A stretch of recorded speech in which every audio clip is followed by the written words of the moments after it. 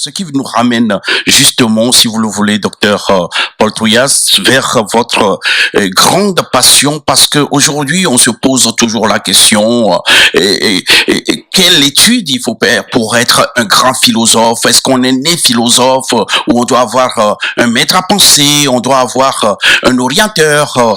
Comment devenons professeur un grand philosophe?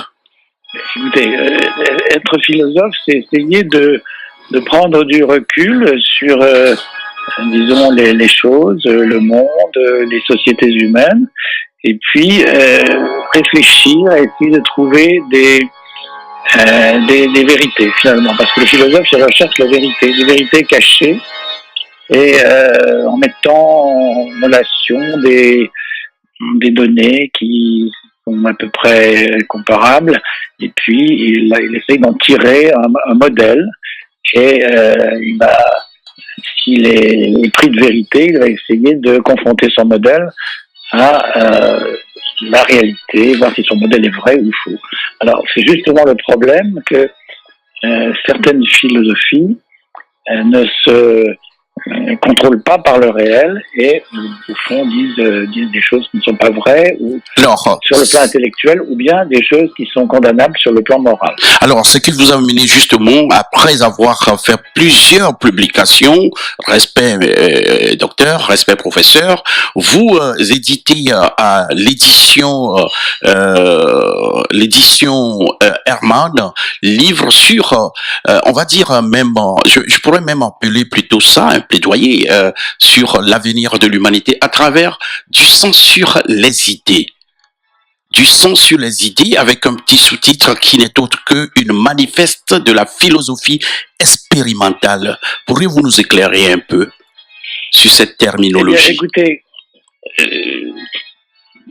disons, dans ma introduction, j'ai déjà parlé de philosophies qui peuvent être vraies et moralement positives et de philosophies qui peuvent proposer des concepts discutables ou faux et moralement problématiques ou condamnables.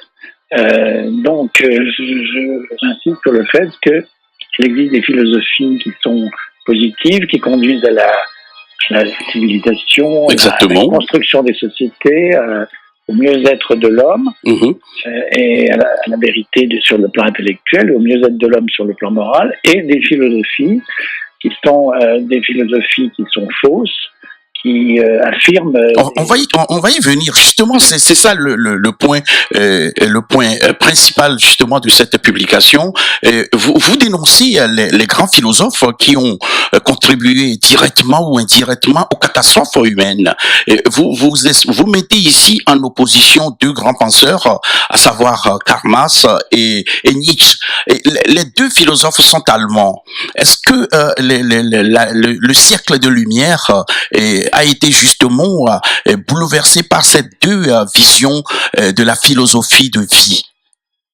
Eh bien, si vous voulez, c'est vrai que Karl Marx est allemand et qu'il n'a pas vraiment pris en compte les progrès des Lumières. Il a insisté sur des choses évidemment extrêmement importantes, qui est le statut social, mais en prenant en compte ce statut social qui était important, il a complètement négligé les grandes données des Lumières, qui sont les droits fondamentaux de l'homme, la liberté de penser, la liberté de s'exprimer, la liberté de se déplacer, la liberté de religieuse, puis bien sûr la sécurité, et voilà. Tout ceci, il en a fait des droits bourgeois, entre guillemets, et voyez-vous, c'est une proposition qui me paraît non exacte.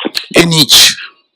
Alors Nietzsche, si vous voulez, c'est un philosophe allemand, également opposé aux Lumières et à Rousseau, à Voltaire, à Montesquieu et à l'anglais Locke, et qui lui dit que la vérité n'existe pas. La vérité n'existe pas, et donc ce qui va lui permettre de donner des concepts fondamentaux d'inégalité, de surhomme, n'est-ce pas, Mhm.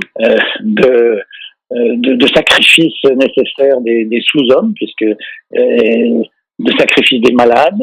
Et déjà, la théorie fausse dérive sur des conduites, des conduites qui sont conseillées, qui sont catastrophiques, sans, sans mauvaise conscience. D'ailleurs, on retrouve dans son langage constamment Schonunglos, c'est-à-dire sans pitié. Et quand on voit aujourd'hui les jeunes philosophes ou les philosophes de cette génération, on parle beaucoup de Bernard-Henri Lévy. Dites-nous, est-ce que c'est un philosophe ou c'est un militant? Écoutez, Bernard-Henri Lévy, c'est un homme que je respecte beaucoup, qui essaye d'appliquer, essaye de se tenir aux principes démocratiques, essaye de prendre en compte la liberté des peuples, qui essaye de lutter contre la montée en Yougoslavie, contre les excès. Mais des fois, est-ce que les philosophes ne se trompent pas? Sincèrement, quand on a vu justement l'agitation de Bernard-Henri Lévy à Benghazi, qui a aujourd'hui malheureusement permis à ce que ce pays soit totalement détruit. Et aujourd'hui, c'est une zone de non-droit, c'est une havre pour les terroristes, les bandits de grands chemins. Est-ce que quelque part aussi, ces philosophes ne doivent pas faire le mea culpa, franchement, docteur? Oui. Alors, écoutez, Bernard Lévy, qui s'est élevé contre le fait que Kadhafi allait massacrer son propre peuple, Bon, ensuite, je pense que l'intervention de l'OTAN qui s'est manifestée l'a un peu dépassé. Donc, c'est évident que chaque fois qu'on met les doigts dans le cambouis, si j'ose dire, on risque de tout tâcher. Oui. Et il aurait peut-être dû indiquer les grandes lignes et ne pas s'impliquer autant dans les affaires politiciennes. Mais globalement, je pense que au départ, son intention était bonne. Il voulait protéger le peuple libyen. Si on reste sur l'échec, est-ce que ça n'interpelle pas un mea culpa, excuse publique, parce que l'être humain est justement en mesure de bien et du mal, de se tromper et d'avoir des justes valeurs? Est-ce que quelque part, il n'y a pas de là un ego surdimensionné de sa part et dit, bon, voilà, moi j'ai fait ce que j'ai à faire, ce qui s'est passé après, ce n'est plus de mon ressort.